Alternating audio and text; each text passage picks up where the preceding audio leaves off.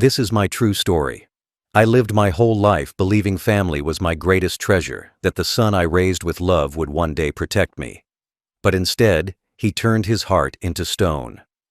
One night, after a bitter argument, he looked me in the eye and said, "You're the reason I hate this family." His words crushed me, cutting deeper than any wound my body had ever known. But what he didn't realize was that I still had strength left, not in my fists, but in the truth. Before I tell you what I did, tell me where you're watching from and what time it is right now. And please subscribe so my story can reach more people. I spent my youth in sweat, storms, and silence, working with my bare hands to build a future for my son. I rose before the sun when the air was still heavy with night, and walked to jobs that bent my back and blistered my hands. I carried bricks, dug trenches, cleaned floors, and took every task that promised even a little money. Every coin I earned, I did not keep for myself. I gave it all to him. When he was small, I bought him shoes even when my own feet were raw. When he was hungry, I let my plate stay empty so his stomach would stay full. I worked 2 jobs so he would never feel cold in the winter, so he would never sleep without a blanket, so he would never look around and feel he had less than the other children. When school fees arrived, I paid them. When the weight of books and uniforms was too much for my small savings, I pushed myself harder, took on night shifts, and returned home when the world was still asleep. I carried exhaustion in my body, but pride in my heart, because I believed I was lifting him toward a better life. When his friends showed off toys, I saved enough so he could have the same. When he grew older and wanted more, I did not say no. I worked longer hours, cut corners in my own life, and gave him the things I never had. Later, when he wanted to go to college, I knew the cost would break me, but I found a way. I cleared loans, signed my name on papers I barely understood, and risked everything because I wanted him to stand tall in classrooms I never had the chance to enter. I told myself that even if I could not read books, my son would. Even if I never sat in an office, my son would. Even if I never wore a suit, my son would. My sacrifices became his opportunities. When he married, I paid for the celebration, every flower and every plate. I wanted him to stand proud, to have joy on his face, to feel like the world belonged to him. I gave him the house he lived in, the very roof above his head, believing it would keep him safe and grateful. And when debts piled up in his reckless years, I stepped in again, clearing the weight from his shoulders so he could walk free.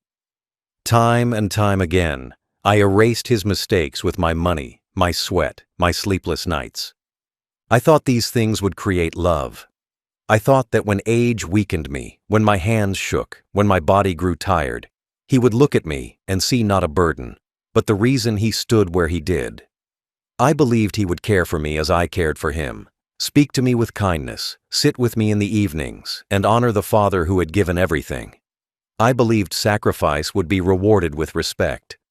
But as the years passed, I began to feel something change. My sacrifices were not remembered with gratitude. They were taken as if they were owed. My giving had not built love in his heart. It had built entitlement. And so, while I grew weaker, instead of lifting me, he began to push me down. The very love I poured into him had turned into the chains that bound me to his cruelty. The cruelty did not arrive like a storm. It came slowly, like a shadow that stretched longer with each passing day. At first, it was in his voice. When I spoke to him, his replies grew shorter, sharper, filled with impatience. Where once he called me Dad with warmth, now the word came out cold, as if it were a duty, not love. I asked him how his day had been, and he sighed as if my words were a weight pressing on his chest. When I repeated myself, as old men sometimes do, he snapped, his tone edged with bitterness. I told myself not to worry. That stress made him this way. That maybe work or life had hardened him. But his eyes told a different truth. When he looked at me, there was no kindness, no respect, no memory of the man who carried him on his shoulders when he was small. There was only irritation, like I was a guest who had overstayed his welcome. Then came the contempt. When my hands trembled and I spilled water, instead of helping me, he sneered. He mocked the weakness of my age, forgetting that those same hands once held him steady when he was too small to walk. When I walked slowly across the room, he rolled his eyes, as though my steps were stealing time from him. When I asked him to sit and listen to one of my stories, the same stories of sacrifice and family, he said, "No one cares." That sentence crushed me more than any shout could. The bitterness bled into every corner of the house. If I sat at the table too long, he told me I was in the way. If I used the television remote, he grabbed it from my hand. His wife, standing by his side, offered no kindness either. She smirked when he mocked me, looked away when I struggled, and made me feel smaller each day. Together, they turned my home into a place where I no longer felt I belonged. At night, I lay in bed replaying his words. I told myself it was a phase, that he would remember who I was, that deep inside him there was still the boy I raised with love. But each morning proved me wrong. His cruelty was not fading. It was growing. Each word cut deeper. Each look burned stronger, until I began to shrink inside my own house, afraid to take space, afraid to breathe too loudly. I had endured hardship all my life, poverty, hunger, exhaustion, but nothing hurt more than enduring the cold contempt of my own son. It was the first sign of a cruelty that would not stop, only sharpen, until one night his words broke whatever hope I still clung to. It happened on a night that should have been ordinary, but it became the night I would never forget. The family sat around the table, plates half full, the room heavy with silence. I tried to speak, to share a small story from the past, something light to ease the tension. But before I could finish, my son slammed his fork down and glared at me. His eyes were burning with something darker than anger. They were filled with resentment, a resentment I could not understand. I looked at him, waiting for words that might explain, but the words he gave me cut deeper than any blade. "You're the reason I hate this family," he shouted, his voice sharp enough to pierce the air. The room froze. My chest tightened, my breath caught, and I felt as if the ground beneath me had cracked open.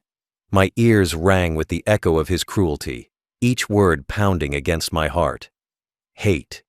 He said he hated the family because of me. I had carried him through sickness, through hunger, through years of sacrifice, and now he told me I was the root of his hate. I turned my eyes toward his wife, hoping she would stop him, hoping someone in that room would defend me. But instead, I saw a smirk spread across her face, as if my humiliation was nothing more than a cruel joke for her amusement. In that moment, the table where I once shared meals of laughter and warmth turned into a place of judgment and scorn. I wanted to speak, to remind him of the nights I worked 2 jobs so he could sleep in a warm bed, of the years I lived without comfort so he could live with plenty. I wanted to remind him that every brick of the house we sat in was paid for by my blood and sweat. But my voice failed me. My throat tightened, my lips trembled, and nothing came out. I sat there in silence, my face burning, my heart shattering. His words echoed in my mind again and again. "You're the reason I hate this family." They cut deeper than poverty, deeper than hunger, deeper than any wound my body had ever carried. They stripped me of the one thing I thought I still had, my place as a father. He was not just angry. He was not just cruel. He had declared me the source of his hatred. And with those words, he tried to erase me completely. The meal ended in silence. He pushed back his chair, left the table, and never looked back at me. I sat frozen, unable to move, staring at my plate while his wife's smirk lingered in the corner of my vision. That night, the house that I had built with sacrifice became nothing more than a prison of shame. His words followed me into the dark, whispering through the walls, replaying in my mind until my heart could no longer bear the weight of silence. After that night, silence became my only companion. I sat at the table long after everyone had left, my hands resting on the wood, my food untouched, my chest tight with shame. His words repeated in my head until they drowned out everything else. "You're the reason I hate this family." I could not shake them, could not silence them, could not stop them from echoing in every corner of the house. Each repetition felt heavier, pressing down on my chest until I struggled to breathe. I lowered my head and remembered the life I had lived for him.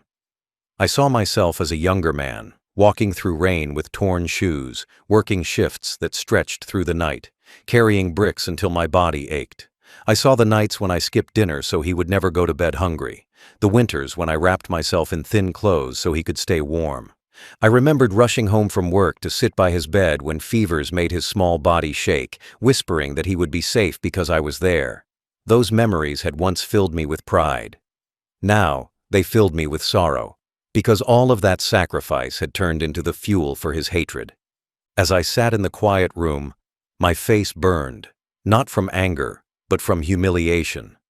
I felt smaller than I had ever felt before, smaller than when I was a poor boy with nothing, smaller than when I was a tired worker with broken hands, smaller even than when age bent my back and slowed my steps.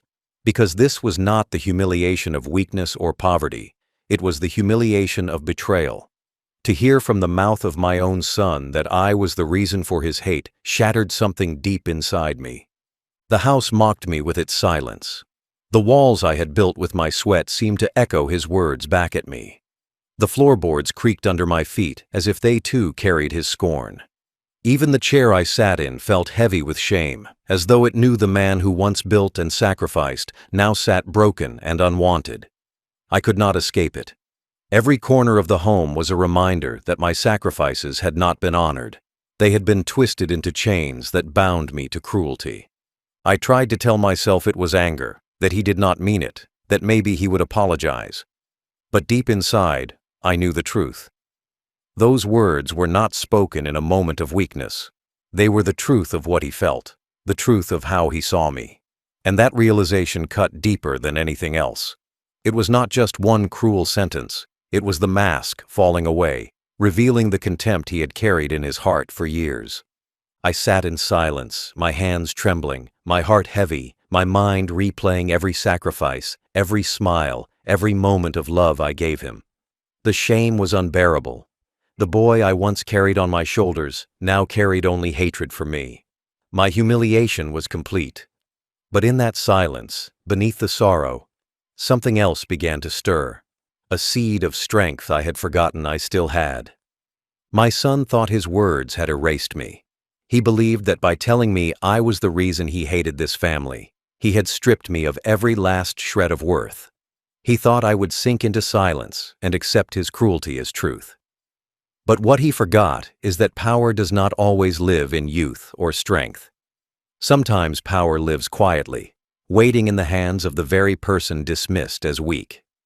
He thought my age made me powerless, but he had forgotten what I carried inside me: evidence, memory, scars, and the truth that could not be erased. For years I endured his cruelty in silence, but silence is not the same as blindness. I saw everything. I felt everything. I carried the bruises from his rough hands, the ache in my body from his neglect, the marks of ropes where he once restrained me when anger got the better of him. My arms and wrists still bore faint lines that never faded completely, lines that told the story of his violence even when he tried to deny it. My neighbors had seen my swollen face on mornings after arguments. Relatives had heard the sharpness in his voice when he spoke to me in public. And though they stayed quiet then, I knew their silence could be broken if the truth was asked for in the right place. I also carried recordings. In moments when I feared for my safety, I had taken my old phone and pressed record. His insults filled those files, his voice dripping with hatred, mocking me, belittling me, shouting words no father should ever hear from his child. Those words were weapons now, sharp and undeniable. Each one was proof. Proof that I was not imagining cruelty. Proof that I was not exaggerating pain. Proof that his hatred was real, spoken, recorded, undeniable. Even the walls of the house carried proof. Holes in the plaster where he struck in rage, broken dishes left shattered on the floor after nights of fury, furniture overturned when his temper consumed him. All of it stood as silent witnesses to the truth. What he thought were private outbursts were, in fact, evidence waiting to be brought into the light. As I sat in the quiet after his cruel words, my humiliation still heavy on my chest, I realized I was not powerless. I was armed with the very things he thought meant nothing: Scars, memories, photographs, recordings, witnesses. He mocked me as a burden, but it was I who carried the weight that could crush him. The law did not care for his arrogance, his pride, or his smooth excuses. The law cared for proof. And proof was what I had. That was the power he had forgotten. The power of truth. The power of exposure. The power of a frail old man standing in court and showing the world the cruelty that had been hidden behind closed doors. He thought his words would silence me forever, but instead, they gave me the strength to rise. Because if he could shout that I was the reason he hated this family, then I would make sure a judge heard why I hated his cruelty. That night, after his words sank into my bones like poison, I sat alone in my room. The clock ticked on the wall, but time felt frozen. I stared at the shadows stretching across the floor and wondered how a son I had loved so deeply could speak such hatred into my face. "You're the reason I hate this family." The sentence replayed in my head until it seemed to carve itself into the walls around me. At first, I felt broken, like an old tree splintered by lightning. My hands shook, my breath caught in my chest, and I thought maybe this was how my story would end, in silence, in humiliation, in defeat. But as the hours passed and the night grew darker, something inside me began to change. The pain that had crushed me started to harden, little by little, into something stronger. The sorrow that had drowned me began to burn, hotter and hotter, until it became resolve. I thought of all the years I had carried him, how I had built his world brick by brick, sacrifice by sacrifice. And I asked myself, if all of that love and labor could not earn me respect, then what did I owe him now? Nothing. Absolutely nothing. What I owed was to myself, to the truth, to the dignity he tried to steal from me. For the first time in years, I stopped thinking like a father who hoped for love, and I started thinking like a man who demanded justice. I rose from my chair and stood before the mirror. The face looking back at me was not weak, it was not defeated, it was scarred, yes, lined with age, but it was also the face of survival. My reflection reminded me that I had endured storms, poverty, hunger, and backbreaking labor. I had endured loneliness and humiliation, and I was still standing. If I could survive all of that, then I could survive standing against my own son. He had the arrogance of youth, but I had the endurance of age. He had pride, but I had truth. That night I made my decision. I would not fight him with insults. I would not fight him with violence. I would fight him with the one thing he could never escape: the law. His cruelty would no longer remain hidden within the walls of our home. His words, his actions, his bruises, his contempt, they would all be laid bare in front of a judge. I would not beg for kindness anymore. I would demand justice. The more I thought of it, the clearer it became. Every scar on my body was a witness. Every cruel word he spoke was evidence. Every neighbor who saw, every relative who heard, every mark, every recording, they would all stand with me. He believed that because I was old, I was powerless. But what he did not know was that power comes not from strength, but from courage. And courage was all I had left, burning in me like fire. I imagined the courtroom in my mind. The judge sitting high, the room quiet, the air heavy with truth. I saw myself standing there, frail but unbroken, my voice steady as I told the story of my suffering. I saw the shock on faces as I revealed the cruelty my son had hidden behind closed doors. I saw the weight of his arrogance crumble under the gravity of truth. That vision gave me strength. It told me that my humiliation could be transformed into justice if I had the will to act. And so, with my chest still heavy but my resolve stronger than it had ever been, I made my choice. I would take him to court. I would show the judge what kind of son he had become. I would no longer stay silent. The man who once shouted that I was the reason he hated this family would soon learn that his hatred had consequences. My revenge would not be loud or violent. It would be precise, legal, undeniable. I would stand before the law and expose him for what he was: cruel, ungrateful, and heartless. The decision settled in me like iron. I no longer trembled. I no longer felt powerless. I was ready to fight, not with fists, but with the truth. That was the night humiliation turned into resolve. That was the night sorrow became strength. That was the night I chose justice over silence. The morning after I made my decision, I woke with a new purpose in my heart. For the first time in years, I did not rise as a man waiting for kindness that would never come. I rose as a man preparing for battle, not with fists, not with shouting, but with truth. If my son wanted the world to believe I was nothing but a burden, then I would show the world who he really was. To do that, I needed evidence. Every insult, every scar, every witness would become part of my weapon. He had tried to bury me in silence, but I would build a mountain of proof that no one could ignore. I began with the scars. My arms still carried faint lines where ropes had once cut into my skin. The memory of those nights was painful, but the marks remained like carved signatures of his cruelty. I photographed them, each picture a reminder that age does not erase truth. Then I turned to my face in the mirror, remembering mornings when neighbors had seen the swelling around my eyes, the bruises that bloomed purple across my skin. I had hidden those wounds out of shame. Now I revealed them out of strength.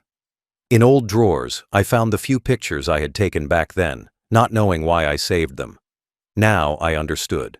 They were not just photographs. They were proof. Next, I searched through my phone. Old, cracked, worn down, but still carrying the echoes of my son's voice.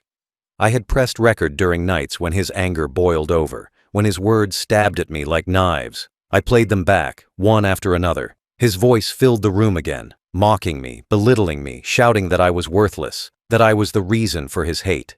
Each recording cut me open, but I did not stop. Instead, I copied them, stored them, and prepared them. His voice would not stay locked in my memory. It would be played before a judge. I also gathered witnesses. I visited the neighbor who had once asked why my face was swollen.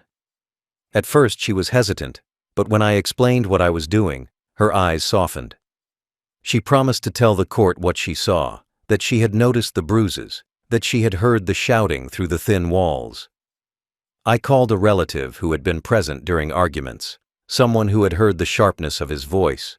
They too agreed to speak if asked. Each person became another brick in the wall of evidence I was building. Even the house carried proof.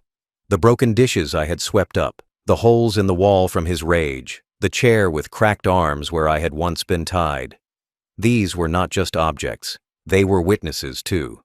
I took pictures, careful and slow, documenting every scar on the house as I had documented every scar on my body. The walls could not speak, but the marks upon them told stories that no denial could erase. Piece by piece, I gathered everything. Photos, recordings, witness statements, broken objects. All of it came together like fragments of a puzzle. Each fragment was sharp, painful to touch, but together they formed the full picture of his cruelty. I placed them into a folder, my hands steady now, my heart no longer trembling. This folder was my weapon, not made of steel, but of truth. Not made to harm, but to expose. As I closed the folder, I whispered to myself, "You wanted the world to believe I was worthless. Now the world will see who you really are." The evidence was heavy in my hands, but it felt lighter than silence. For years I had carried humiliation without words. Now I carried proof that would speak louder than anything he could deny. The burden had shifted. No longer was it mine. It was his. That day I walked toward my lawyer's office, the folder pressed against my chest. Every step felt stronger, every breath deeper. I was not just an old man anymore. I was a man carrying truth into battle. My son had power in his arrogance, but I had power in my evidence. And in the eyes of the law, evidence speaks louder than pride. The day of the courtroom arrived like the weight of a storm. I stood outside the building, my hands gripping the folder that carried the pieces of my pain, and for a moment I felt the tremble of age in my knees. But inside me, there was no fear. There was only a steady fire that had been lit the night my son shouted those cruel words at me. I walked slowly through the doors, past strangers who looked at me with curiosity, past families gathered in the hallways, and I stepped into the chamber where justice waited. The room smelled of wood and paper. the walls high and solemn, the air thick with silence that demanded truth. When the judge entered, everyone stood, and I felt my body rise straighter than it had in years. My son sat across from me, his face pale, his eyes burning with anger that he could not hide. He looked at me as if I were nothing, the same way he always did, but for the first time, his arrogance faltered. He was not in his home now. He was not the ruler of this room. Here, the law sat above him, and the truth I carried would weigh heavier than his pride. The judge asked me to speak, and I rose. My voice shook at first, but as the words left my mouth, they grew stronger. I spoke not with anger, but with clarity. I told them about the years of silence, the insults that cut deeper than knives, the bruises hidden under sleeves, the nights I sat tied to a chair, shivering in fear. I spoke of the humiliation I endured, the shame of being mocked in front of neighbors, the cruelty that turned my home into a prison. Each word felt like a stone lifted from my chest, thrown into the open where it could no longer crush me. Then I opened the folder. I showed the photographs, my wrists marked with scars, my face swollen, my arms bruised. The courtroom grew quiet, so quiet I could hear my own breath. I played the recordings, and his voice filled the room. Everyone heard him shouting, insulting, spitting words that no father should ever hear. "You're nothing. You're the reason I hate this family." The echoes of his cruelty no longer lived only in my memory. They lived in the walls of that courtroom, undeniable and inescapable. Witnesses stepped forward. The neighbor who had seen me bruised spoke gently but firmly. Relatives admitted they had heard his tone, seen his contempt, watched his anger spill out. Piece by piece the picture formed, not from my mouth alone, but from the mouths of others who had seen what I endured. My truth was no longer just mine. It was a truth shared, revealed, undeniable. My son tried to speak. He shouted that I was lying, that I was exaggerating, that I was a bitter old man trying to ruin him. But each denial only made him smaller. The evidence spoke louder than his protests. The photographs silenced his excuses. The recordings drowned his voice. The witnesses tore down his defenses. The judge's eyes stayed steady, unshaken by his tantrums. As I stood there, frail but unbroken, I realized I was no longer the man humiliated at a dinner table. I was a man standing in the light of truth, with the law as my shield. The courtroom was silent again, but this time it was not a silence of shame, it was a silence of power. My story had been heard. His cruelty had been exposed. When I finished, I sat down slowly, my body tired, but my heart lighter than it had been in years. I looked at my son one last time, and for the first time, he could not meet my eyes. His head lowered, his pride crumbling, his arrogance gone. The man who once shouted at me now sat as small as the boy I once carried in my arms, only this time there was no innocence in him, only shame. When the hearing ended, I walked out of the courtroom with the weight of years finally lifted from my shoulders. But for my son, that same courtroom became the beginning of his downfall. His arrogance, the shield he carried like armor, began to crack the moment the judge acknowledged the truth of my evidence. He had walked in with pride, his head high, believing his youth, his voice, his lies would cover his cruelty. But as the hours passed, and the photographs, recordings, and testimonies built a mountain he could not climb, I saw the pride drain from his face. He no longer looked like a man in control. He looked like a child caught in his own lies. The relatives who once respected him sat in silence, their eyes avoiding his. The same family members who once praised him for his success now whispered to each other about what they had witnessed. They could no longer deny the truth. His words had been heard, his actions revealed, and the image he built for himself shattered before their eyes. Every glance that avoided him was a wound to his pride. Every whisper, another reminder that the world was beginning to see the man behind the mask. Neighbors who had once greeted him with respect now looked at him with suspicion. Word spread quickly. They had heard the recordings. They had seen the bruises. They had listened to the judge acknowledge the case of elder cruelty. Whispers filled the community. Quiet at first, then louder. "Did you hear what he did to his father? He shouted at him, insulted him, left him broken, and his own father had to take him to court. These whispers followed him like shadows he could never escape. At work, the respect he once demanded began to crumble. Colleagues who admired his wealth now avoided his eyes. Some pitied him, others despised him, but none looked at him the same. His arrogance had been built on the illusion of success, but without dignity, without respect, that illusion collapsed. Even his wife, the one who once smirked at my humiliation, could no longer wear her smile. She had loved the life my sacrifices paid for, but she had not prepared for shame. And shame is heavy when it enters a home. Meanwhile, I felt a peace I had long forgotten. I walked through my neighborhood not with bowed head, but with quiet dignity. People looked at me differently now, not as a burden, not as a weak old man, but as someone who had stood for truth. They nodded to me with respect, some even stopping to say they admired my courage. Their words healed wounds that had stayed open for years. I was no longer the man mocked in silence. I was the man who had spoken in court, who had shown the world the cruelty I endured. For my son, the fallout was endless. His pride collapsed, his reputation withered, his name, once spoken with admiration, now carried the weight of disgrace. He stood not as a man of success, but as a man stripped of respect, dignity, and love. And no money, no arrogance, no words could rebuild what the truth had torn down. The fallout was not just legal, it was personal. His legacy was broken, his relationships shattered, his pride gone, and I, the father he once called the reason he hated his family, walked forward with my head high, carrying not shame but justice. When I walked out of that courthouse, the sun felt different on my face. For years I had carried humiliation like a heavy stone, bowing my head under the weight of my son's cruelty. But that day, I walked lighter, taller, freer. My steps were slow, yes, but they were steady, and with each one, I felt dignity return to me. The truth had been spoken, the judge had heard it, the world had seen it. For so long, I had been silenced, treated as worthless, erased in my own home. But now, standing in the light of justice, I was no longer invisible. I was a father, a man, a human being whose story mattered. The papers I carried home were not just documents. They were proof that my pain had meaning, that my suffering had not been ignored. They were the shield I had built from my scars, the sword I had forged from my humiliation.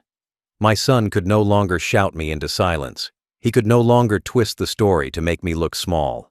The judge's words, the courtroom's silence, the evidence I had presented, all of it stood taller than his arrogance ever could. I thought of the moment when his eyes dropped in shame, when he could not look at me, when the pride that once burned so bright in him turned into ashes. That moment lived in my heart like a victory.